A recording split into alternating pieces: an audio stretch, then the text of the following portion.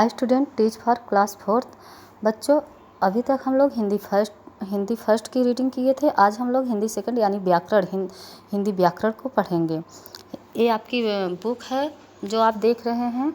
हिंदी व्याकरण में हम लोग अब आज लेसन फर्स्ट की रीडिंग करेंगे, जो कि लेसन फर्स्ट हमारा है भाषा और व्याकरण। ये देखो, भाषा और व्याकरण। भाषा क्या है, व्याकरण क्या है, इसके बारे में आज हम लोग इस लेसन के माध्यम से समझेंगे। तो सबसे पहले आप लोग ये समझ लो, भाषा क्या होती है। जो आप बोल रहे हो वही भाषा है। हम लोग कौन सी भाषा बोलते हैं? हिंदी बोलते हैं। तो ज़रूरी नहीं कि हिंदी सब लोग बोलें, जिसकी जो भाषा होगी वो वही बोलेगा। ठीक, आइए भाषा के बारे में जानें। भाषा वह साधन है जिसके द्वारा हम अपने भाव और विचार लिखकर या बोलकर दूसरे के सामने प्रकट करते हैं तथा दूसरों के भाव और विचार स्वयं समझते हैं।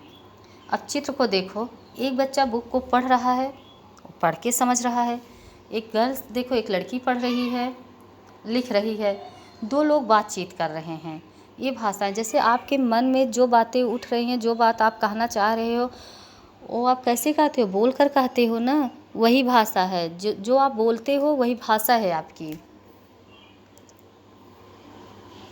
देखो, इसमें नीचे भी दिया गया है कि हम यहाँ अपने मन की बात को बोलकर, लिखकर या इशारा करके बताया गया है।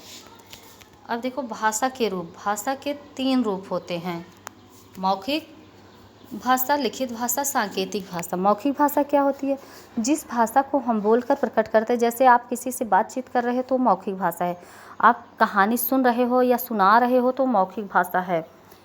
लिखित भाषा क्या? जो हम लिखते हैं, लिखकर प्रकट किए गए विचार या भाव लिखित भाषा कहलाती है। जैसे किताब वगैरह में, पत्र में, और पेपर में, ये सब क्या है? ये सब लिखित भाषा है। सांकेतिक भाषा, इशारे द्वारा प्रकट किए जाने वाले विचार या भाव सांकेतिक भाषा कहलाती हैं। तो इशारे द्वारा, जैसे आपने किसी से इशारे में एक गिलास पानी मांग लिया।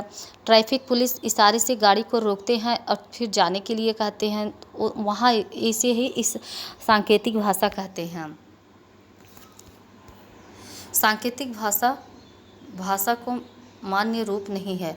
इसे सांकेतिक भाषा को व्याकरण में स्थान नहीं दिया गया है। इसे हम सिर्फ समझते हैं, जानते हैं, लेकिन इसे अस्थायी रूप से व्याकरण में मान्यता नहीं प्राप्त है। इसलिए हम लोग 2 भाषाओं को पढ़ते हैं, मौखिक और लिखित भाषा। बोली या उपभाषा। भाषा का रूप हर जगह एक सा नहीं होता है। क्षेत्र विशेष के अनुसार उसमें कुछ विभिन्नताएं जाती हैं। भाषा के इसी क्षेत्रीय रूप को उपभाषा या बोली कहते हैं। जैसे ब्रज भाषा, अवधी, मैथिली, हरियाणवी, बांगरू, बुंदेलखंडी आदि। भाषा के अंग। भाषा के 3 अंग होते हैं: वर्ण या अक्षर, शब्द, वाक्य। वर्ण या अक्षर क्या है? भाषा की सबसे छोटी इकाई ध्वनि या वर्ण या अक्षर को कहते हैं। इन ध्वनियों को लिखने के लिए कुछ चिन्ह माने गए हैं, जैसे आ, ए, री, क आदि। वर्ण या अक्षर हैं। शब्द क्या है? 2 या 2 से अधिक वर्णों के मेल से शब्द बनते हैं।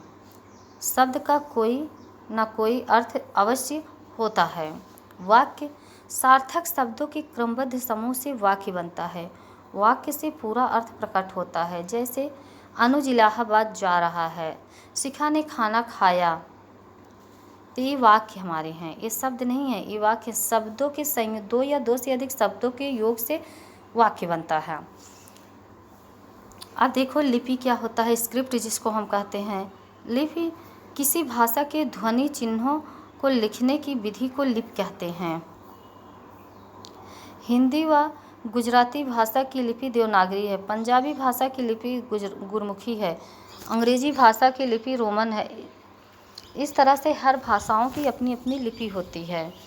तो अब हम व्याकरण के बारे में समझते हैं। व्याकरण क्या? व्याकरण वह शास्त्र है जिसके द्वारा हम किसी भाषा को शुद्ध बोलना, लिखना तथा पढ़ना सीखते हैं। मतलब व्याकरण के द्वारा ही हम शुद्ध रूप से बोलना, लिखना और पढ़ना सीखते हैं। व्याकरण के अंग। अध्ययन मतलब व्याकरण के 3 अंग माने गए हैं: वर्ण विचार, शब्द विचार और वाक्य विचार।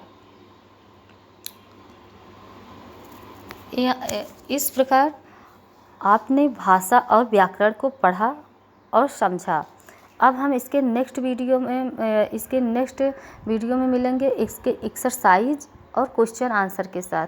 आप लोग हिंदी की कॉपी बना लेना और जितना लिखाया पढ़ाया जा रहा है आप लोग सब कॉपी में नोट डाउन करते जाए, मतलब कॉपी अपनी कंप्लीट करते रहना।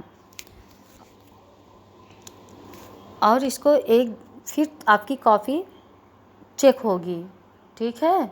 आप लोग कॉपियों को कंप्लीट कर लेना। नेक्स्ट वीडियो के साथ फिर मिलेंगे हम। Thank you.